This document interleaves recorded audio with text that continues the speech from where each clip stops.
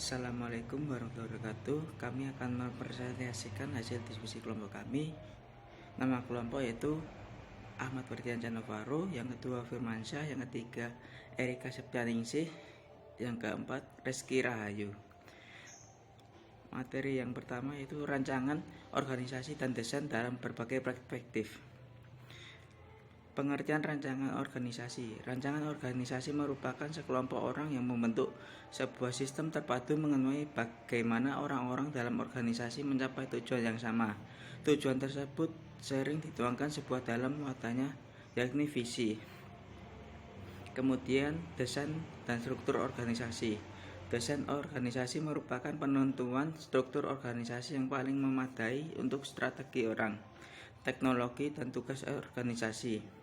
Struktur organisasi merupakan cara yang dipakai untuk membagi, mengkoordinasikan aktivitas organisasi. Kemudian proses desain organisasi. Desain organisasi memberikan kerangka yang menghubungkan wewenang karena struktur merupakan penetapan dan penghubung antar posisi para anggota organisasi. Jika seorang memiliki suatu wewenang, maka dia harus dapat mempertanggungjawabnya wewenangnya tersebut. Kemudian ada model-model dalam struktur organisasi. Model tradisional. Struktur tradisional secara inisial adalah piramid. Piramid dapat menunjukkan suatu kombinasi hierarki berbagai modul yang didasarkan pada konsep-konsep desain organisasi tradisional. Kemudian ada model hubungan manusiawi. Model hubungan manusiawi tidak dapat mengalami perubahan mendasar dalam struktur formalnya dibandingkan model tradisional. Model hubungan manusiawi secara eksplisit mengakui bahwa orang tidaklah selalu bertindak persis segaris dengan posisi-posisi dan hubungan-hubungan menurut struktur formalnya. Kemudian model sumber daya alam. Konsep model sumber daya manusia ini mencoba memaksimumkan fleksibilitas baik dalam maupun di antara posisi-posisi yang berinteraksi. Kemudian ada dimensi-dimensi dasar struktur organisasi.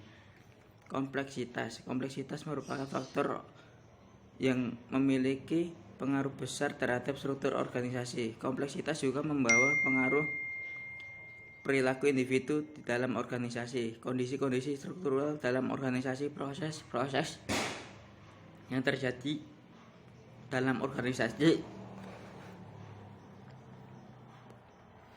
serta hubungan organisasi dengan lingkungannya.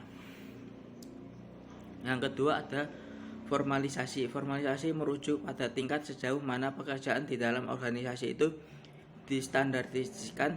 Ukurannya adalah banyaknya aturan-aturan tertulis, written regulation. Jika formalisasi rendah, perilaku pegawai relatif tidak terprogram karena kebijak dari seorang di dalam pekerjaannya berbanding balik dengan jumlah perilaku diprogram lebih dahulu oleh organisasi. Maka makin besar standarisasi, makin sedikit pula jumlah masukan mengenai bagaimana suatu pekerjaan job desk harus dilakukan oleh seorang pegawai. Yang ketiga, sentralisasi. Sentralisasi yang paling problem dari ketiga komponen sentralisasi dinyatakan sebagai sejauh mana kekuasaan formal dapat membuat kebijaksanaan dikonsentrasikan pada suatu individu, sebuah unit, atau suatu tingkat, biasanya pada tingkat tinggi dalam organisasi. Yaitu saya kira yang dapat saya presentasikan. Apabila ada salah kata, saya mohon maaf. Wassalamualaikum warahmatullahi wabarakatuh.